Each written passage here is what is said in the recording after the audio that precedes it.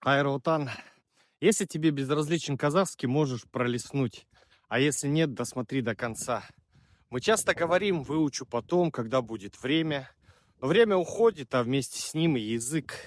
Казахский — это не просто слова, это дыхание предков, это песни и сказки, это сама душа этой земли.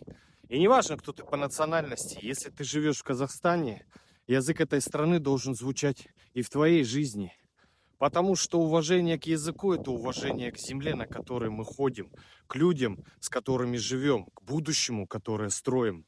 Когда мы теряем язык, мы теряем часть себя, часть своей страны. Мы можем знать 100 языков, но если забыли язык этой земли, в сердце остается пустота. Начни с малого. Одно слово, одна фраза, один разговор. Пусть будет не идеально, но искренне. Пока мы говорим на казахском, мы сильнее. Өзге тілдің бәрін біл, өз тіліңді құрметте.